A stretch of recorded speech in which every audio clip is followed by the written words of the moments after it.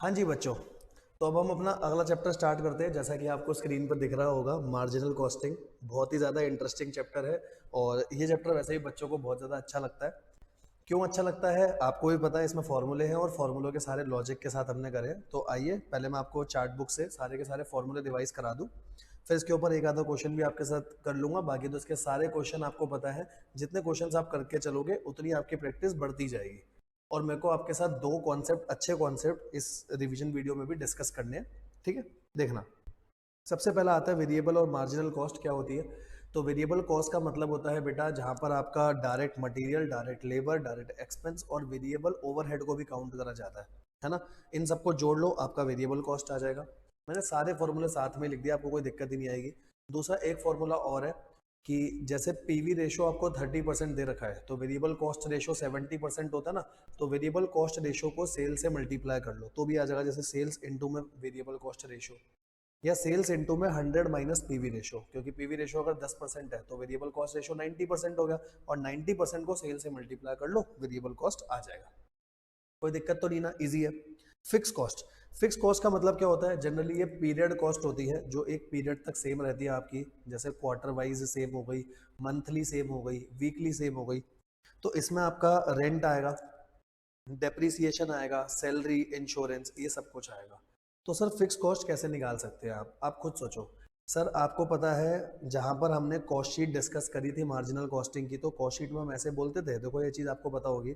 सबसे पहले हम लेते थे सेल्स, माइनस करते थे वेरिएबल कॉस्ट, तो आती है कॉन्ट्रीब्यूशन। कॉन्ट्रीब्यूशन में से हम फिक्स कॉस्ट माइनस करते हैं तो क्या निकल कर आता है मेरा प्रॉफिट।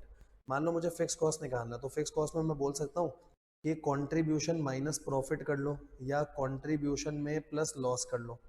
और कंट्रीब्यूशन कैसे आएगा, सेल्स इनटू में पीवी रेशो। तो देखो वही लिखा हुआ है, सेल्स इनटू में पीवी रेशो कर लो, कंट्रीब्यूशन आ जाएगा आपका, है ना। और एक बार अगर आपका कंट्रीब्यूशन आ गया, उसमें प्रॉफिट माइनस कर दो या लॉस प्लस कर दो, तो भी फिक्स कॉस्ट आ सकती है उसी कॉस्ट शीट के हिसाब से। या सेल्स में से वेरिएबल कॉस्ट माइनस करो तो कंट्रीब्यूशन, फिर से वही कंट्रीब्यूशन में माइनस प्रॉफिट प्लस लॉस। आप जैसे मर्जी करो, आंसर सेम ही आएगा, कोई दिक्कत वाली बात नहीं है। सर प्रॉफिट कैसे, देखो प्रॉफिट का सबसे पहला formula contribution minus fix cost. Contribution का अलग तरीके से भी निकाल सकते हो, sales into PV ratio, contribution आएगा, फिर फिक्स कॉस्ट माइनस कर लो। चाहे कंट्रीब्यूशन माइनस फिक्स कॉस्ट सीधा लिख लो भाई, फॉर्मूले तो बहुत सारे हैं ना, बस घुमा फिरा के लिखा हुआ है। एक फॉर्मूला और है, sales minus break even sale और उसका पीवी रेशो। एक बात बताओ, अगर एक्चुअल सेल में से ब्रेक इवन सेल आप माइनस कर रहे हो, मैं मान के चल रहा हूँ आपको थोड़े बहुत कॉन्सेप्ट पता है। अगर आप एक्चुअल सेल में से ब्रेक इवन सेल माइनस करो तो मार्जिन ऑफ सेफ्टी की सेल आती है। और मार्जिन ऑफ सेफ्टी की सेल को अगर मैं पीवी रेशो से मल्टीप्लाई करूं, तो वो मार्जिन ऑफ सेफ्टी की सेल का कंट्रीब्यूशन आता है जो प्रॉफिट के बराबर होता है। क्योंकि आपको पता है ना, मार्जिन ऑफ सेफ्टी में जो कंट्रीब्यूशन होता है वही प्रॉफिट बन जाता है, क्योंकि वहां पे कोई एक्स्ट्रा फिक्स कॉस्ट नहीं होती। तो देखो वही लिखा है दूसरा फॉर्मूला। तीसरा, मार्जिन ऑफ सेफ्टी का रेशो इनटू सेल कर लो, ये मार्जिन ऑफ सेफ्टी की सेल आ जाएगी, और इसको मल्टीप्लाई कर दो किससे, पीवी रेशो से। एक ही फॉर्मूला है, उसे तोड़ तोड़ के इतनी बार लिखा हुआ है, बाकी तो आपके ऊपर है, आप जैसे मर्जी कर लो, बात तो सेम ही है भाई। अगला कंट्रीब्यूशन, देखो कंट्रीब्यूशन क्या है, sales minus variable cost total में, या selling price per unit minus variable cost per unit, तो कंट्रीब्यूशन पर यूनिट आ जाएगा। फिक्स कॉस्ट में प्रॉफिट जोड़ दो या लॉस माइनस कर दो। ये फॉर्मूला कहाँ से आया, ये देखो कंट्रीब्यूशन का एक फॉर्मूला ये भी बनेगा ना, फिक्स कॉस्ट प्लस प्रॉफिट। तो कंट्रीब्यूशन यहाँ से भी तो आएगा, फिक्स कॉस्ट में प्रॉफिट जोड़ लो या फिक्स कॉस्ट में माइनस कर लो लॉस। बात तो सेम है। हाँ सर बात सेम है, ये तो आता है अपने को। या सेल्स इनटू पीवी रेशो कर लो, इतना भी आपको अच्छे से पता है। ठीक है, आगे पीवी रेशो कैसे आता है, या कंट्रीब्यूशन टू सेल्स रेशो कैसे आता है, इसके ऊपर बात कर लेते हैं। पीवी रेशो का फॉर्मूला क्या होता है, कंट्रीब्यूशन अपॉन में सेल्स, है ना। कंट्रीब्यूशन को आप ऐसे भी निकाल सकते हो, सेल्स माइनस वेरिएबल कॉस्ट, नीचे सेल्स रख लो। ठीक है, एक ये फॉर्मूला अगर आपको अच्छे से याद होगा, ये फॉर्मूला हमने क्वेश्चन से डिराइव भी करा था। अगर आपको 2 साल का डाटा दे रखा है, जिसमें सेल्स दे रखी है, प्रॉफिट दे रखा है, तो देखो आप बहुत तरीकों से निकाल सकते हो। आप ऊपर ले लो चेंज इन कंट्रीब्यूशन और चेंज इन सेल, ये भी फॉर्मूला है। आपके पास कंट्रीब्यूशन नहीं है, कोई बात नहीं, ऊपर ले लो चेंज इन प्रॉफिट या लॉस, नीचे ले लो चेंज इन सेल, दोनों फॉर्मूले काम किया, ध्यान रखना। ठीक है, कंट्रीब्यूशन का चेंज दे रखा है और सेल का चेंज दे रखा है। जैसे ईयर 1 में सेल और कंट्रीब्यूशन दिया हुआ है, ईयर 2 में सेल और कंट्रीब्यूशन दिया है, तो पीवी रेशो बहुत आराम से आ जाएगा। अलग अलग भी आ जाएगा, कंबाइन निकालना है कंबाइन भी निकाल सकते हो, change in contribution with respect to change in sale. वैसे ही प्रॉफिट का डाटा दे रखा है, तो change in profit with respect to change in sale. Proper इसकी क्या डेरिवेशन है, हर फॉर्मूले की डेरिवेशन हमने रेगुलर क्लास में करी है, बच्चों को अच्छे से पता है, बच्चों को मजा भी आया था करने में। अभी बेटा मैं हर एक की डेरिवेशन नहीं करा पाऊंगा क्योंकि मेरे को कुछ क्वेश्चंस भी आपके साथ डिस्कस करने हैं। तो फॉर्मूले मैं सारे कवर करूंगा ताकि आपको क्वेश्चन में कहीं भी किसी भी प्रकार की कोई प्रॉब्लम ना आए। और एक पीवी रेशो का सबसे important formula 100 minus variable cost ratio. अगर वेरिएबल कॉस्ट रेशो आपका 40% है तो पीवी रेशो कितना हो जाएगा 60%। कोई दिक्कत वाली बात नहीं है, ठीक है। अब जैसे आपने पीवी रेशो करा, एक बार वेरिएबल कॉस्ट रेशो भी देख लो भाई। वेरिएबल कॉस्ट रेशो क्या होगा, वेरिएबल कॉस्ट अपॉन में सेल इनटू में 100, है ना। या पीवी रेशो को माइनस कर दो 100% में से। जैसे पीवी रेशो 10% है तो वेरिएबल कॉस्ट रेशो कितना होता है 100 माइनस 10%, 90%, ऐसे। या change in total cost upon में चेंज इन सेल इनटू 100। एक ये फॉर्मूला ध्यान रखना, जैसे पीवी रेशो में प्रॉफिट का change with respect to sales का चेंज आपका पीवी रेशो होता है, वैसे वेरिएबल कॉस्ट में क्या होता है, ऊपर टोटल कॉस्ट का change with respect to sales का चेंज। पता है क्यों? एक बात बताओ, अगर आप चेंज इन टोटल कॉस्ट है तो टोटल कॉस्ट को ऐसे करोगे, fix cost plus variable cost एक साल की, माइनस आगे हो जाएगा fix cost plus variable cost दूसरे साल की। चेंज ऐसे होगा, नीचे तो सेल्स का चेंज है वो कोई दिक्कत नहीं, तो फिक्स से फिक्स जनरली कट जाता है ना, इसीलिए ये आंसर आपका वेरिएबल कॉस्ट रेशियो आता है। ठीक है, कोई दिक्कत तो नहीं है? नहीं नहीं सर, इसमें क्या दिक्कत होगी, अभी तक तो सारी चीजें क्लियर है। ठीक है, आगे चल सकते हैं ऐसे।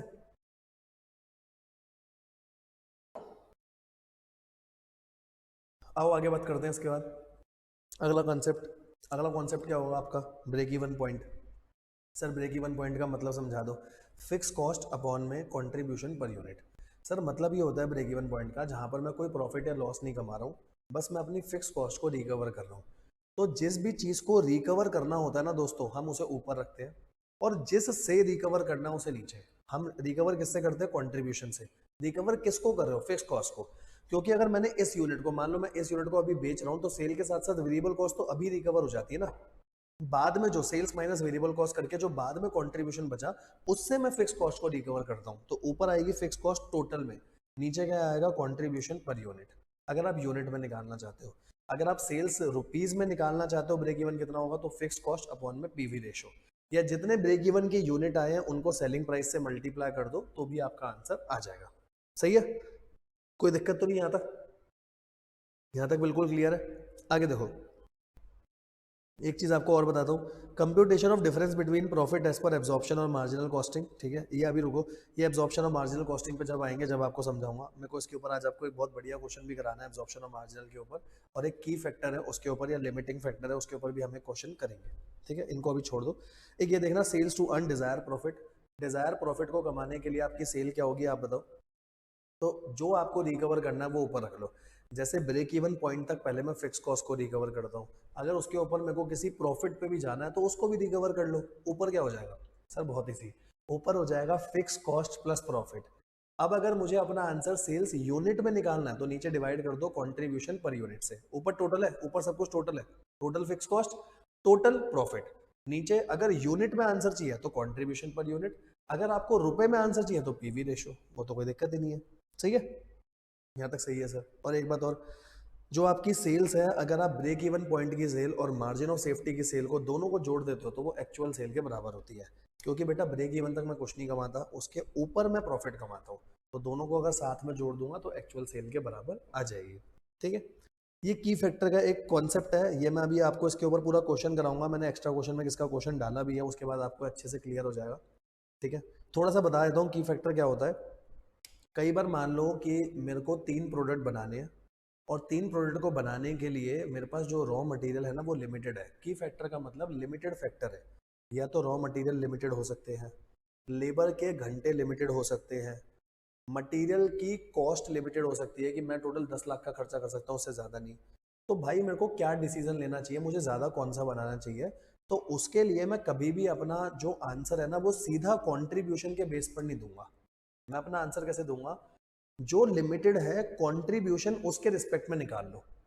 जैसे मान लो आपका मटेरियल लिमिटेड है 10,000 किलो, तो पहले आप हर प्रोडक्ट का, आपके पास 3 प्रोडक्ट है, ए प्रोडक्ट है, बी प्रोडक्ट है, सी प्रोडक्ट है, तो पहले हर प्रोडक्ट का कंट्रीब्यूशन पर केजी ऑफ रॉ मटेरियल निकाल लो, और वो जहां ज्यादा आ रहा होगा हम ये बोलेंगे कि भैया सबसे ज्यादा प्रॉफिट ये कमा के देगा, तो सबसे पहले इसको पूरा बनाओ जितना बना सकते हो, जितना बेच सकते हो। फिर दूसरे वाले को बनाओ जिसकी रैंक 2 आ रही है, फिर रैंक 3 वाले को। तो ध्यान रखना इस पे हम कभी भी सीधा आंसर कंट्रीब्यूशन के बेसिस पर नहीं देते, आपको कंट्रीब्यूशन पर की फैक्टर निकालना पड़ेगा। तो वही यहाँ पर लिखा है, देखो अब आपको थोड़ा बहुत समझ आएगा। अभी इसके ऊपर मैं आपको क्वेश्चन भी कराऊंगा। सबसे पहले मैं इन्हीं चीज़ों के ऊपर आपको क्वेश्चंस करा दूंगा जो आपके लिए नया कॉन्सेप्ट है थोड़ा सा। देखो पहला मटेरियल है तो contribution per unit of material निकालना पड़ेगा। अगर लेबर शॉर्ट सप्लाई में है तो contribution per labour hour. Machine की कैपेसिटी शॉर्ट सप्लाई में है तो contribution per machine hour. Sales की क्वांटिटी तो कंट्रीब्यूशन पर यूनिट जो आप नॉर्मल निकाल लो। सेल्स वैल्यू है तो पीवी रेशो। ये ध्यान में रखने वाली बात है, क्योंकि अगर सेल्स वैल्यू होगा तो कंट्रीब्यूशन बाय सेल्स हो गया, वैल्यू में तो वो पीवी रेशो होता है। यूनिट में है तो कंट्रीब्यूशन डिवाइडेड बाय यूनिट, तो वो contribution per unit, normal per unit contribution हो गया। मटेरियल है, लेबर है, जो भी है उस हिसाब से आपको निकालना पड़ेगा, फिर रैंकिंग देनी पड़ेगी। इसके ऊपर अभी हम क्वेश्चन करके भी देखेंगे, ठीक है। तो देखो एक ये चार्ट था आपका एब्जॉर्प्शन और मार्जिनल कॉस्टिंग, बस मैंने छोड़ा है अभी, वो नीचे अच्छे से समझाऊंगा, ठीक है। अब यहाँ पर और चीजें देख लो, रैंकिंग कैसे होती है, वो पिछले वाले चार्ट का ही आया। रैंकिंग कैसे होती है, कंट्रीब्यूशन बाय की फैक्टर, कोई दिक्कत वाली बात नहीं है। ब्रेक इवन का आपका चार्ट कैसे बनता है, ब्रेक इवन का चार्ट गलती से कहीं पर पूछ ले आपसे तो आपको पता होना चाहिए ब्रेक इवन का चार्ट कैसे आएगा आपका। सर नीचे हमेशा आता है यूनिट्स, यहाँ पर नीचे क्या आएगा सर, नीचे आएगा यूनिट, यहाँ पर आती है आपकी सेल्स और कॉस्ट। तो ध्यान रखना बेटा, सेल्स की लाइन तो होती है पॉजिटिवली 45 डिग्री की लाइन हमेशा।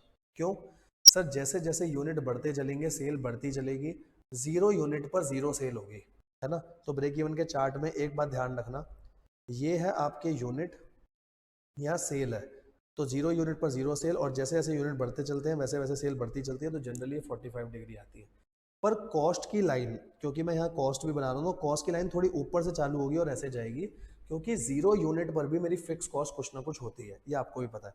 तो कॉस्ट की लाइन कभी भी जीरो से स्टार्ट नहीं होती, कॉस्ट की लाइन आपकी स्टार्ट होगी ऐसे थोड़ा सा ऊपर से और आगे तक जाएगी, क्योंकि ये फिक्स कॉस्ट है, ठीक है। अब जहां पर सेल्स और कॉस्ट मेरी बराबर हो रही है, जहां पर भी मेरी सेल्स और कॉस्ट बराबर है, उसको मैं बोलता हूं ब्रेक इवन पॉइंट। क्यों ब्रेक इवन पॉइंट, क्योंकि मैं यहाँ प्रॉफिट लॉस नहीं कमा रहा, मेरी टोटल सेल और टोटल कॉस्ट बराबर है, क्योंकि देखो ये टोटल कॉस्ट की लाइन है, ये सेल्स की लाइन है, सही है।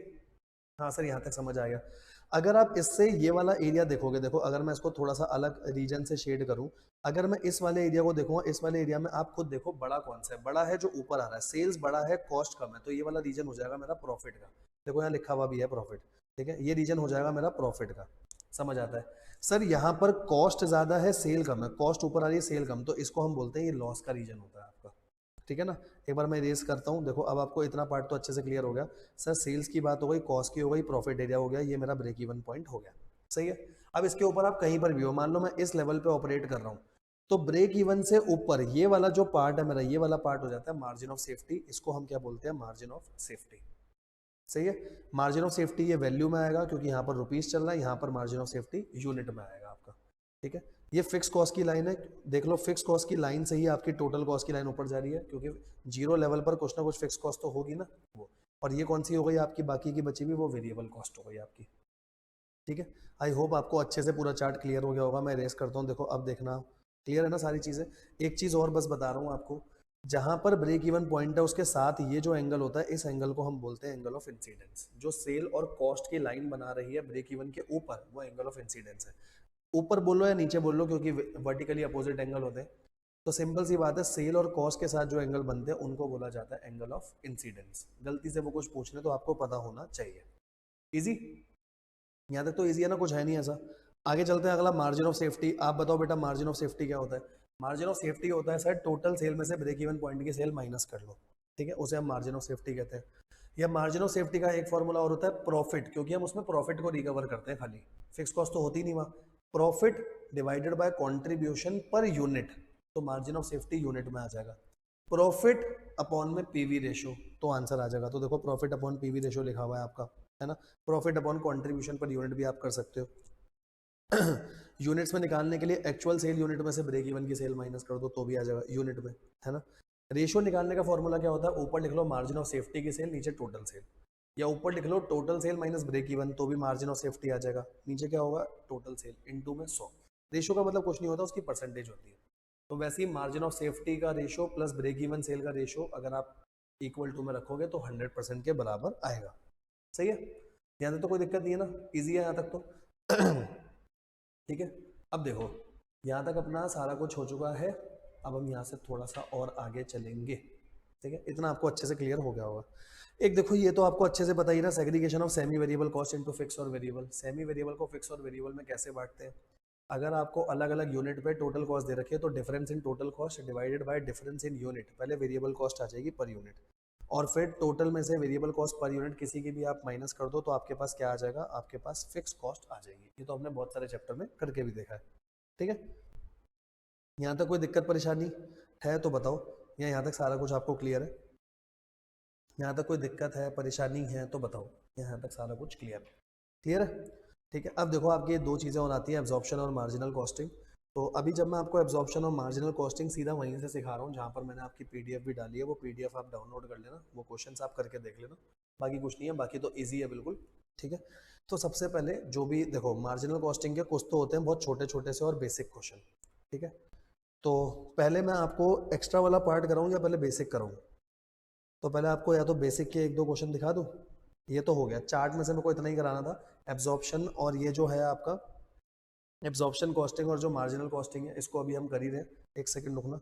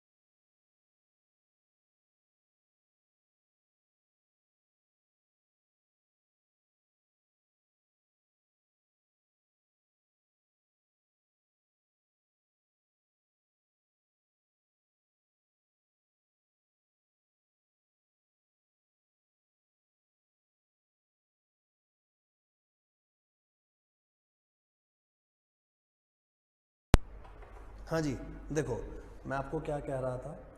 हम्म, तो ये आपका देखो चार्ट से तो इतना पार्ट हो चुका है, चार्ट से जो जो हमारे को डिस्कस करना था। अब जो भी पहले इसका नया पार्ट है ना, पहले मैं एक बार आपके साथ जो नया पार्ट है वो सारा डिस्कस कर लेता हूँ, और नए पार्ट के बाद फिर हम आगे चलेंगे। नया इंटरेस्टिंग पार्ट है वो पेपर में आपका आ सकता है। ठीक है, तो एक बार पहले वो देख लेते हैं हम। ये पीडीएफ भी मैं आपकी डाल दूंगा। ठीक है, देखो पहले कुछ बढ़िया बढ़िया से क्वेश्चन मार्जिनल कॉस्टिंग पे। ठीक है, ये एक्स्ट्रा सारी पीडीएफ आपके साथ एक साथ आ जाएगी, इसमें कॉस्ट शीट का भी डाटा है, लेबर के भी हैं, जो मैंने एक्स्ट्रा क्वेश्चन कराया मार्जिनल, सबके साथ में डाल दूंगा। ठीक है, डिस्क्रिप्शन बॉक्स में देखना मैं आपको क्या कह रहा हूँ। एक आपका कॉन्सेप्ट होता है की फैक्टर का। ठीक है, आपको चीज़ें दिख रही होंगी अच्छे से, तो की फैक्टर का कॉन्सेप्ट देखना क्या है। Key factor limits the production capacity of an undertaking questions are shortage of, इसमें क्वेश्चन आएंगे रॉ मटेरियल के, है ना, मतलब आपका बेसिकली क्या चल रहा होगा, या तो रॉ मटेरियल शॉर्ट सप्लाई में चल रहा होगा। ठीक है, shortage of labour, sales capacity, plant capacity, कुछ भी हो सकता है। तो आपको कंट्रीब्यूशन पर की फैक्टर निकालना पड़ेगा, उसके हिसाब से डिसीजन देना पड़ेगा, है ना। जिसमें आपका सबसे पहला क्या है, लेबर आर। लेबर आर में क्या होगा, कंट्रीब्यूशन पर लेबर आर निकलेगा। मशीन आर पे contribution per machine hour. Raw material की क्वांटिटी है तो पर केजी, रुपए में है तो पर रुपी। लेबर कॉस्ट है रुपी में तो पर रुपी, अगर लेबर कॉस्ट बोला उसने, लेबर के घंटे नहीं बोले।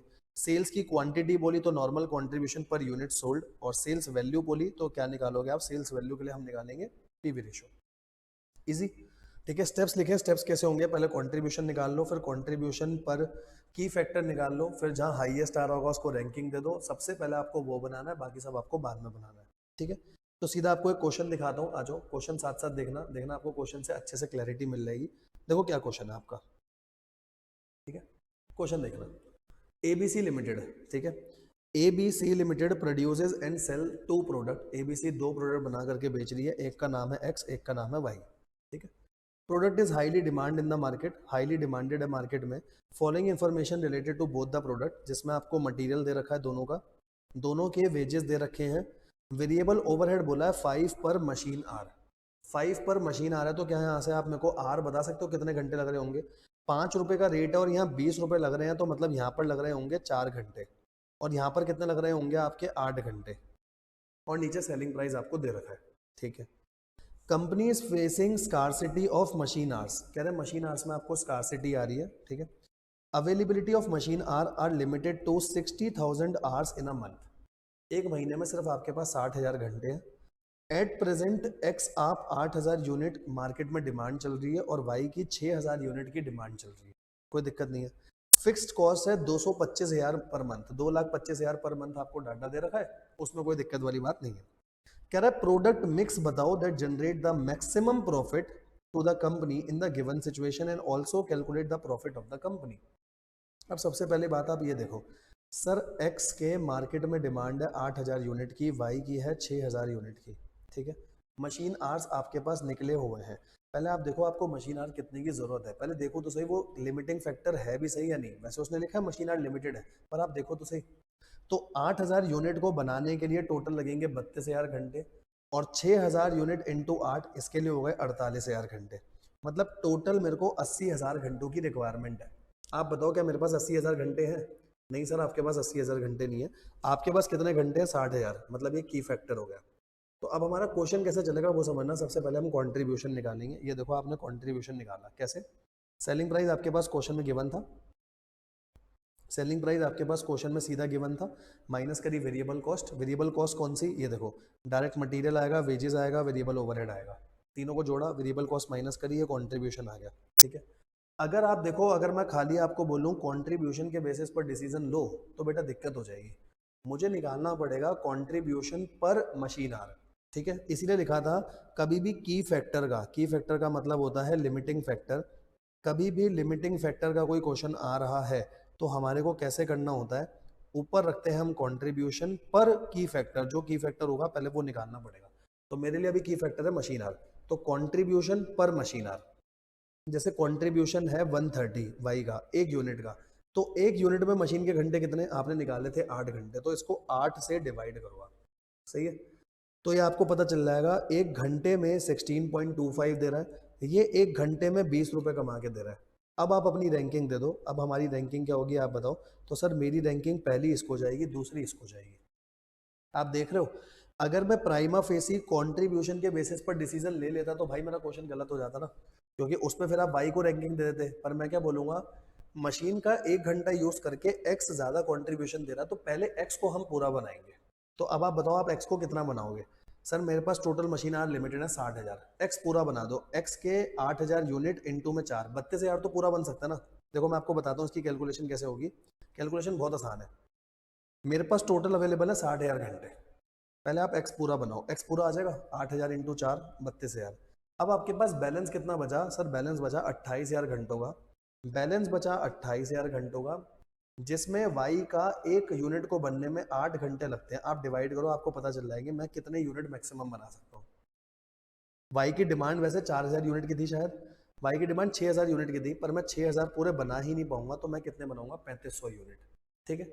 और जब आपके पास ये दोनों आ जाए कि मेरा बेस्ट कॉम्बिनेशन भाई यही है, मेरा बेस्ट कॉम्बिनेशन ये है, इसके 8,000 इसके 3500, अब आप प्रॉफिट निकाल लो। प्रॉफिट कैसे आएगा? 8,000 को मल्टीप्लाई करो 80 से। अब कंट्रीब्यूशन से मल्टीप्लाई करना, आप कंट्रीब्यूशन पर मशीन आर मत लेना, क्योंकि बेटा ये यूनिट है, ध्यान रखना है ना। तो इसको नॉर्मल कंट्रीब्यूशन से मल्टीप्लाई करा, इसको नॉर्मल कंट्रीब्यूशन से, टोटल कंट्रीब्यूशन हो गया, कंट्रीब्यूशन ऊपर आ चुका है, और फिक्स कॉस्ट 225 माइनस कर दो, आपका प्रॉफिट आ जाएगा। इसके अलावा आप कोई भी सिनेरियो ले लो, आपका मैक्सिमम प्रॉफिट नहीं आएगा, क्योंकि मेरे पास बेटा मशीन के घंटे लिमिटेड है 60,000। तो उसमें जो भी मेरा मैक्सिमम प्रॉफिट आएगा वो कब आएगा? जब मैं एक्स के 8,000 यूनिट बना रहा हूँ और मैं वाई के 3,500 यूनिट बना रहा हूँ। अब आप दोनों का कंट्रीब्यूशन आपने निकाला, बोले लो, फिक्स कॉस्ट माइनस कर दो। तो इस हिसाब से आपका ये क्वेश्चन आ सकता है, थोड़ा सा ध्यान रखना। अच्छा क्वेश्चन है, पेपर में आने के पूरे पूरे चांसेस हैं।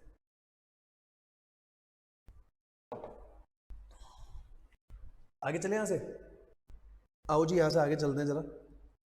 देखो अब इसके बाद मेक और बाय। मेक और बाय क्या सिचुएशन है, इसको भी देख लो एक बार, क्योंकि इसके ऊपर भी कई बार क्वेश्चन आ जाता है। मेक और buy is a situation of decision making where it is to be decided whether the product should be made using the own production facility, मुझे खुद से बनाना चाहिए या मुझे आउटसोर्स कर देना चाहिए, आउटसोर्सिंग से बनाऊं, और to buy from market instead of making, या मैं बनाऊं ही ना, मैं सीधा जाकर के मार्केट से खरीद लूं। अच्छे अच्छे क्वेश्चन आपके साथ डिस्कस कर रहा हूँ, बाकी हमने क्लास में बहुत अच्छे अच्छे क्वेश्चन वहां पर भी करे थे, प्लीज उसे भी जरूर देख लेना जहाँ अलग अलग सिचुएशंस आपके साथ हुआ करती थी। ठीक है।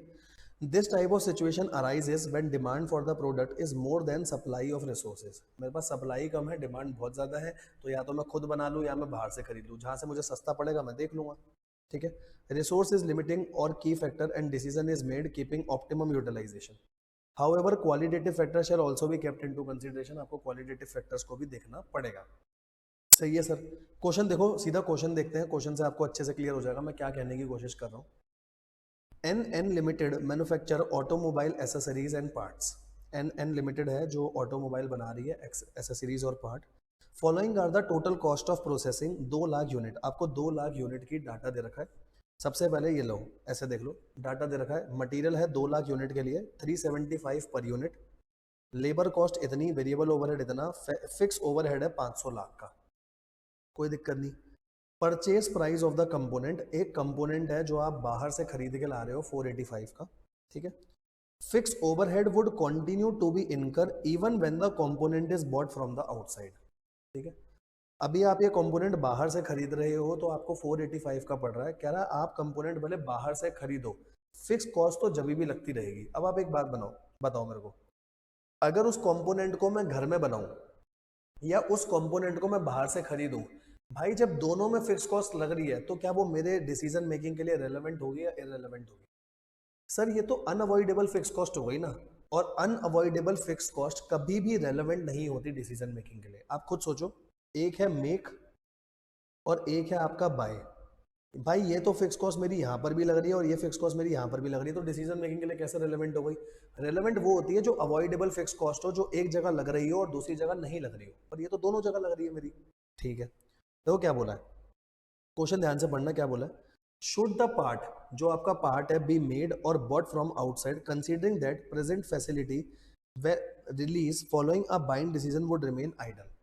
वो क्या कह रहा है, जो आपकी प्रेजेंट फैसिलिटी है, अगर आप यहाँ से नहीं बना रहे हो, बाहर से खरीद रहे हो, तो जो आपकी प्रेजेंट कैपेसिटी है वो आइडल रहेगी, उसका कोई और यूज नहीं होगा, वो ये कह रहा है। तो देखो उसने क्या बोला, present facility when release following a buying decision would remain idle, अगर आप बाहर से जाके खरीद रहे हो और उसे नहीं बना रहे हो तो आप उसका और कुछ नहीं कर सकते, जितने घंटे आपके बचने आप कुछ और नहीं कर सकते। इसका मतलब टोटल फिक्स कॉस्ट तो सेम है, और अगर टोटल फिक्स कॉस्ट मेरी सेम है तो इसको तो इग्नोर करो भाई डिसीजन मेकिंग में। ठीक है। तो ये जो भी आप बना रहे थे, देखो ये जो भी आप चीज बना रहे थे, कंपोनेंट बना रहे थे, उसमें वेरिएबल कॉस्ट इतनी लग रही थी, मेरे को फिक्स कॉस्ट से लेना देना नहीं है। वेरिएबल कॉस्ट कितनी आ रही है? वेरिएबल कॉस्ट आ रही है 471, मुझे बाहर से मिल रहा है 485 का, ये देखो लिखा हुआ है, आप खुद बताओ। फिक्स कॉस्ट को मुझे कंसीडर करना नहीं। अगर वो कंपोनेंट मैं यहाँ बना रहा हूँ तो मेरे को पड़ रहा है अपने घर में 471 रुपए का, बाहर से लेकर आ रहा हूँ तो 485 का, तो भाई यही बना लो ना, आपके 14 रुपए बचेंगे। तो मैं क्या बोलूंगा, company should produce the component कितने रुपए में? 14 रुपए में। पहला क्वेश्चन इजी था, बहुत सिंपल था, आप आराम से कर सकते हो। अगला देखना, in case the release capacity can be rented out, जो आपकी रिलीज कैपेसिटी बचेगी, मतलब सीधी सी बात है, अगर आप उसे नहीं बनाओगे तो आपका थोड़ा सा पैसा बचेगा या रिसोर्स बचेंगे, आप उसे कहीं और यूज करो, आप उसे रेंटेड आउट कर दो दूसरे मैन्युफैक्चर को, आपको 32 लाख रुपए मिलेंगे। क्योंकि मान लो अगर आप वो चीज़ बाहर से खरीद रहे हो तो आपकी मशीन नहीं चल रही, वो मशीन आप दूसरे मैन्युफैक्चर को दे दो, आपको 32 लाख रुपए मिलेंगे हैविंग गुड डिमांड। अब आपका डिसीजन क्या होगा? तो देखो मैं क्या करूंगा, सर अगर रिलीज करता हूं तो मेरे को रेंटल इनकम मिलेगी 32 लाख की, तो सबसे पहले मैंने लिखा मेरे को रेंटल इनकम 32 लाख की मिलेगी, पर उसके लिए मेरे को घर में नहीं बनाना पड़ेगा, मेरे को बाहर से खरीदना पड़ेगा। अगर मुझे बाहर से खरीदना पड़ेगा तो भाई घर में बना रहा था 471 का, बाहर से लेने में 485, तो मेरे को एक्स्ट्रा 14 रुपए देने पड़ेंगे। एक कंपोनेंट के मुझे 14 रुपए देने पड़ेंगे, और टोटल 2 लाख यूनिट थे, याद है क्वेश्चन में लिखा था टोटल कितने यूनिट थे मेरे? 2 लाख, ये देखो। तो टोटल खर्चा कितना आएगा मेरा? 28 लाख का। मतलब सर अगर मैं बाहर से खरीद रहा हूँ, मेरा खर्चा एक्स्ट्रा आ रहा है 14 रुपए का हर यूनिट पे, तो मेरा खर्चा हो गया 28 लाख का। पर अगर मैंने वो बाहर से ले रहा हूँ तो जो मेरी अपनी कैपेसिटी थी वो मैंने रेंट पे चढ़ा दी, मेरे को वहां से 32 लाख रुपए आ रहे हैं। 32 लाख आ रहे हैं, मेरा खर्चा 28 लाख हो रहा है, अभी भी 4 लाख बच रहा है, तो कंपनी को क्या करना चाहिए, बाहर से खरीदना चाहिए सेकंड वाले पार्ट में, क्योंकि भाई उस केस में मेरी फिक्स कॉस्ट की सीधी सीधी सेविंग हो रही है कितने की, 4 लाख रुपए की। बताओ, क्लियर हुआ? इतना सा क्वेश्चन है। अब आप आराम से देख लो, कोई दिक्कत है तो बताओ। पहले केस में हमने बोला घर में बनाओ क्योंकि बाहर महंगा पड़ रहा था, पर वो कह रहा अगर आप बाहर से खरीदोगे घर में नहीं बनाओगे तो जो यहाँ की जितनी भी आपकी फैक्ट्री वगैरह आप उसे रेंट पे दे दो, वहां से आपको पैसे मिल रहे हैं। तो मैंने कंपेयर करके देख लिया कि एडिशनल पैसा इतना मिल रहा है, एडिशनल कॉस्ट मेरी वो जा रही थी, तो भाई मेरा फायदा है। इजी, आराम से देखो और बताओ इजी है नहीं।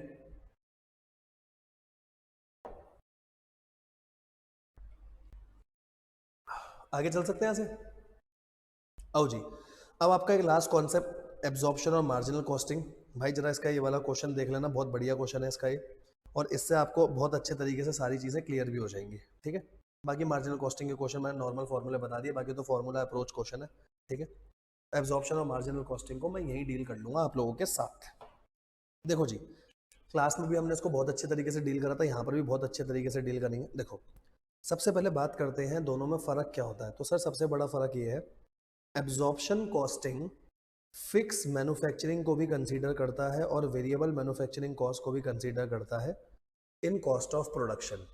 कॉस्ट ऑफ प्रोडक्शन में ये दोनों को लेगा, जिसकी वजह से क्लोजिंग स्टॉक की वैल्यूएशन अलग आ जाएगी। मार्जिनल कॉस्टिंग सिर्फ लेगा वेरिएबल मैन्युफैक्चरिंग को, ये फिक्स को नहीं लेता। ये फिक्स को नीचे लेकर के दिखाता है प्रॉफिट निकालते हुए, कॉस्ट ऑफ प्रोडक्शन में नहीं लेकर के दिखाएगा इसको। ठीक है सर, यहाँ तक तो समझ आ रहा है। अब जरा इसके ऊपर आप सारी चीज़ें बताओ। देखो, पहले मार्जिनल कॉस्टिंग की बात करते हैं कि आपका मार्जिनल कॉस्टिंग में क्या होता है। पहले मार्जिनल कॉस्टिंग समझना, क्योंकि वो इजी है, आपको एक बार में समझ में भी आ जाएगा। मार्जिनल कॉस्टिंग, सबसे पहले क्या करेंगे मार्जिनल कॉस्टिंग में, सबसे पहला आपका है डायरेक्ट मटेरियल कॉस्ट। कोई दिक्कत नहीं, जैसे दे रखी है सीधा ले लो। डायरेक्ट लेबर कॉस्ट वेरिएबल है, डायरेक्ट एक्सपेंस ये वेरिएबल है। वेरिएबल के फैक्ट्री ओवरहेड्स भी ले लिए मैंने, ये कौन से हैं, वेरिएबल है, ध्यान रखना, फिक्स नहीं है, वेरिएबल है। आप देखोगे तो सारे खर्चे मैंने वेरिएबल लिए हैं। इसके बाद मैं बोलूंगा ये मेरी वेरिएबल मैन्युफैक्चरिंग कॉस्ट आ गई ऑफ क्वांटिटी प्रोड्यूस। कोई दिक्कत तो नहीं है ना, वेरिएबल मैन्युफैक्चरिंग कॉस्ट आ गई क्वांटिटी प्रोड्यूस की। हाँ सर, यहाँ तक तो कोई दिक्कत नहीं है, यहाँ तक अपने को अच्छे से क्लियर हो रही हैं चीज़ें, ठीक है। आगे चले, इसके बाद कोई ओपनिंग फिनिश गुड्स है वो जोड़ दो, क्लोजिंग है वो माइनस कर दो, आपको पता ही जो कॉस्ट शीट का नॉर्मल फॉर्मेट हमने डिस्कस भी करा है। इसके बाद वेरिएबल मैन्युफैक्चरिंग कॉस्ट आ गई आपकी, ठीक है। जैसे ही आपकी वेरिएबल मैन्युफैक्चरिंग कॉस्ट आ गई ऑफ क्वांटिटी सोल्ड, पहले प्रोड्यूस की आई अब सोल्ड की आई, फिर variable office expense, selling expense, ये सब जोड़ दो, सेल्स में से माइनस करो, आपका कंट्रीब्यूशन आ जाएगा। जब कंट्रीब्यूशन आ गया, अब आप सारी फिक्स कॉस्ट माइनस करो जितनी है। तो देखो मार्जिनल कॉस्टिंग क्या कहती है पहले समझना। मार्जिनल कॉस्टिंग कहती है पहले वेरिएबल सारे खर्चे ले लो, तो वेरिएबल में आपकी डायरेक्ट कॉस्ट आ गई, वेरिएबल मैन्युफैक्चरिंग ओवरहेड हो गए, तो ये क्वांटिटी प्रोड्यूस की आ गई। अब इसमें ओपनिंग और क्लोजिंग ले लेना, क्लोजिंग जनरली इसी कॉस्ट पे बेस होता है, ये जितनी कॉस्ट है जितने यूनिट्स की उस हिसाब से हम क्लोजिंग निकालते हैं, माइनस होगा। फिर वेरिएबल कॉस्ट आ गई आपकी, मैन्युफैक्चरिंग कॉस्ट आ गई ऑफ क्वांटिटी सोल्ड, उसमें सेलिंग डिस्ट्रीब्यूशन के वेरिएबल खर्चे जोड़ दो, सारी वेरिएबल कॉस्ट हो गई, सेल्स में से माइनस करोगे कंट्रीब्यूशन आ गया, अब सारे फिक्स कॉस्ट माइनस कर दो, कोई भी फिक्स कॉस्ट ऊपर मत लेना। मजे की बात यही है, देखो अगर मैं आपको बताऊं तो यहाँ पर ये फिक्स फैक्ट्री ओवरहेड भी नीचे ले रखा है, इसको ऊपर नहीं लिया, ठीक है। एब्जॉर्प्शन कॉस्टिंग में देखो क्या होगा, एब्जॉर्प्शन कॉस्टिंग में इतना तो सेम है, पर इसके साथ साथ पहले मेरे को यहाँ पर फिक्स फिक्स फैक्ट्री ओवरहेड को एब्जॉर्ब करना पड़ेगा। एब्जॉर्ब इनकर कितना हुआ है वो छोड़ दो, जितने यूनिट बनाए हैं उस हिसाब से एब्जॉर्ब करो। जितने यूनिट बनाए हैं, ये लाइन इंपॉर्टेंट है समझना, जितने यूनिट बनाए हैं और स्टैंडर्ड रेट जो है पहले उस हिसाब से आप एब्जॉर्ब कर लो। सर ऐसा हो सकता है कि 10 लाख का खर्चा हुआ, एब्जॉर्ब 6 लाख हुए हैं, बाकी के जो 4 लाख है ना वो अंडर एब्जॉर्ब नीचे ऐड होंगे आपके। तो कॉस्ट शीट में खर्चा पूरा आ रहा है, पर ध्यान रखना ऊपर मैं एब्जॉर्ब कर रहा हूँ, जो बाकी का बच जाएगा वो नीचे दिखाऊंगा। सर ऐसा भी तो हो सकता है खर्चा 10 लाख का हुआ, एब्जॉर्ब आपके 12 लाख हो गए, तो नीचे 2 लाख माइनस कर देना ना, कौन सी बड़ी बात है। खर्चा 10 लाख का ही रिकॉर्ड हो रहा है, बस उसको ऊपर नीचे अलग अलग करके दिखा रहा हूँ। ऊपर ले रहा हूँ जितने यूनिट प्रोड्यूस हुए और स्टैंडर्ड के हिसाब से क्या रेट था, एब्जॉर्ब अलग, एब्जॉर्प्शन कॉस्टिंग में एब्जॉर्ब अलग, नाम एब्जॉर्प्शन है ना तो ऊपर एब्जॉर्ब। अगर अंडर एब्जॉर्ब हुआ है तो नीचे और दिखा दो, अगर ऊपर ही ओवर एब्जॉर्ब हो गया तो नीचे माइनस करके दिखा देना, क्योंकि नेट में तो जितना इनकर करा है भाई उतना ही आएगा।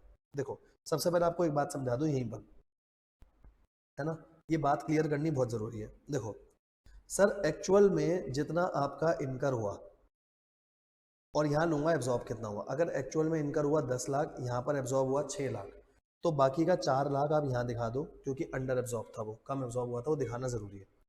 एक्चुअल में इनकर हुआ 12 लाख, है ना, इनकर हुआ 12 लाख का, और एब्जॉर्ब करा आपने 16 लाख का। 16 लो, दूसरी फिगर ले लेता हूँ, 18 लाख करा, तो 6 लाख आपने ज्यादा एब्जॉर्ब कर दिए, वो 6 लाख आप यहाँ पर माइनस कर दो, क्योंकि नेट में तो मेरे को उतनी ही कॉस्ट लगानी है जितनी इनकर हुई है।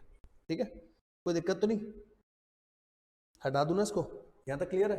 हाँ सर, यहाँ तक सब क्लियर है। आगे चले यहाँ से, आओ जी।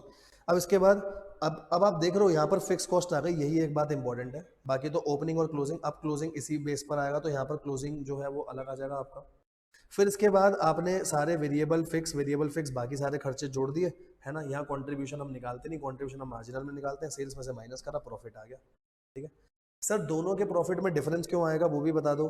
तो मार्जिनल कॉस्टिंग का जो प्रॉफिट है उसमें और एब्जॉर्प्शन कॉस्टिंग में मेनली डिफरेंस क्यों आता है? ओपनिंग और क्लोजिंग स्टॉक की वजह से, क्योंकि वैल्यूएशन जो है ओपनिंग और क्लोजिंग स्टॉक की अलग अलग हो रही है। Valuation of opening stock and closing stock, majorly तो क्लोजिंग स्टॉक की होती है। इस पीरियड में क्लोजिंग की हुई तो अगली बार ओपनिंग की भी होगी, ऐसा होता है ना। क्लोजिंग स्टॉक ज्यादा कहाँ होगा? एब्जॉर्प्शन में ज्यादा आएगा, यहाँ पर ज्यादा आएगा क्योंकि यहाँ पर आपने फिक्स को इंक्लूड करा है। मार्जिनल कॉस्टिंग में आपकी जो क्लोजिंग स्टॉक की वैल्यू है वो कम आएगी, क्योंकि यहाँ पर आपने फिक्स को इंक्लूड नहीं करा हुआ। ठीक है, मेजरली ये रीजन होता है। इस वजह से जो प्रॉफिट होता है वो एब्जॉर्प्शन में ज्यादा आ रहा होता है और आपका मार्जिनल में कम आ रहा होता है। ठीक है, इसके ऊपर एक बहुत बढ़िया और बेहतरीन सा क्वेश्चन है, पूरा क्वेश्चन मैं डिस्कस करूंगा आपके साथ। ये क्वेश्चन जरा ध्यान से सुनना भाई। ठीक है, अंडर और ओवर एब्जॉर्ब वगैरह सब कुछ आएगा। मैं पानी पी लूँ फिर आपको अच्छे से समझाता हूँ। ये क्वेश्चन बहुत इंपॉर्टेंट है, जरा ध्यान से सुनना।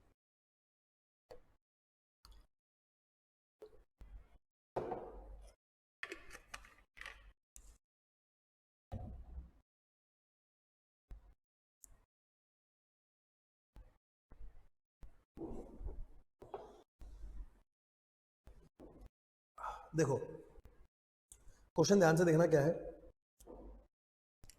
Wonder limited manufacture a single product zest, the following figure related to zest for a 1 year period. Activity level दे रखा है 50% और 100%। सेल्स और प्रोडक्शन यूनिट में हुई 400, यहाँ पर हुई है आपकी 400 यूनिट, यहाँ हुई है 800 यूनिट।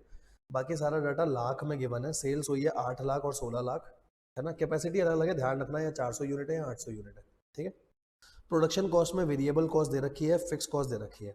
सेलिंग एडमिन में भी वेरिएबल दे रखा है और फिक्स दे रखा है। सेलिंग एडमिन का तो कुछ भी हो, वो तो दोनों में नीचे ही आएगा।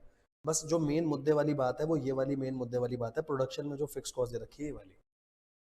मार्जिनल में इसको लेते नहीं, इसको नीचे दिखाते हैं, है ना। और फिक्स में एब्जॉर्प्शन में, सॉरी एब्जॉर्प्शन कॉस्टिंग में आप इसको ऊपर एब्जॉर्ब दिखाओगे जितना वो नीचे। Normal level of activity 800 unit है पूरे साल की, पूरे साल की 800 यूनिट है। Fix cost are incur evenly throughout the year, actual fix cost are same as budgeted. कह रहे जितनी एक्चुअल है वो वैसी है जितनी बजटेड थी। There were no stock of zest at the beginning. सबसे अच्छी बात है, ओपनिंग स्टॉक कुछ नहीं है। ओपनिंग स्टॉक कुछ नहीं है तो एक हडल तो सॉल्व हो गई। In the first quarter 220 unit आपने बनाए हैं, 160 यूनिट आपने बेचे हैं। अब आप खुद सोचो, बनाए 220, बेचे 160, तो बाकी की जो 60 यूनिट बच गए वो क्लोजिंग है, क्योंकि ओपनिंग तो कुछ था ही नहीं।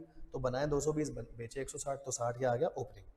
What would be the fix production cost? Absorption costing में कितनी आएगी? अंडर ओवर रिकवरी बता दो, एब्जॉर्प्शन और मार्जिनल के हिसाब से प्रॉफिट बता दो, सारे काम हम करेंगे।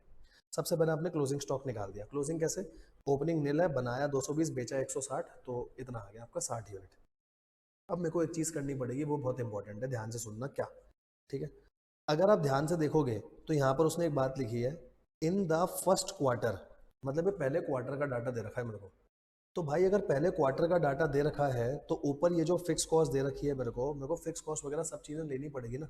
फिक्स कॉस्ट तो ये पूरे साल की होगी ना भाई। क्यों फिक्स कॉस्ट पूरे साल की होगी? ये 1 ईयर पीरियड का है डाटा, तो मेरे को क्वार्टर पे जाना पड़ेगा। ये मेरे को 1 ईयर पीरियड का डाटा दे रखा है, 400 यूनिट और 800 यूनिट। तो जो वेरिएबल कॉस्ट है वो मेरे को पर यूनिट निकालनी पड़ेगी कितनी है ना। तो पहले देखो मैंने ये सारी कैलकुलेशन करी। पहले मैंने वेरिएबल प्रोडक्शन कॉस्ट एक यूनिट की निकाल ली। एक यूनिट की कैसे आएगी वेरिएबल प्रोडक्शन कॉस्ट? ये देखो 3,20,000 है 400 यूनिट की, ये यहाँ से निकाल लो 640 है 800 यूनिट की, कैसे भी निकाल लो आपके पास पर यूनिट कॉस्ट आ जाएगी। सेलिंग डिस्ट्रीब्यूशन भी पर यूनिट। वेरिएबल कॉस्ट को पर यूनिट निकाल लिया, सेलिंग प्राइस तो पर यूनिट नॉर्मली है, पर फिक्स को निकाला पर क्वार्टर। क्यों पर क्वार्टर? क्योंकि भाई मेरे को क्वार्टर के हिसाब से उसने डाटा दे रखा है, तो फिक्स कॉस्ट मुझे एक क्वार्टर की चाहिए, है ना। टोटल फिक्स कॉस्ट 1,60,000 है, 4 क्वार्टर में बांट दी। फिक्स ये वाली भी पर क्वार्टर निकाल ली, और जो फिक्स प्रोडक्शन ओवरहेड है वो मैंने पर यूनिट भी निकाल ली। खुद सोचना पर यूनिट क्यों निकाली। सर खर्चा तो टोटल 40,000 का आएगा, पर मेरे को देखना पड़ेगा ना ओवर रिकवरी या अंडर रिकवरी, क्योंकि एब्जॉर्प्शन कॉस्टिंग में मैं ऊपर कितना डालता हूँ, ऊपर डालता हूँ यूनिट्स प्रोड्यूस इनटू में standard rate. Units produce into में स्टैंडर्ड रेट है 200 का, इनटू में स्टैंडर्ड रेट 200 ये वाला, ठीक है। तो ऊपर ये डालूंगा, इसीलिए ये क्वेश्चन बहुत इंपॉर्टेंट है, समझना। पहले मार्जिनल कॉस्टिंग की बात करते हैं। मार्जिनल में क्या लोगे सर? मार्जिनल में सारी वेरिएबल कॉस्ट ले लो आप।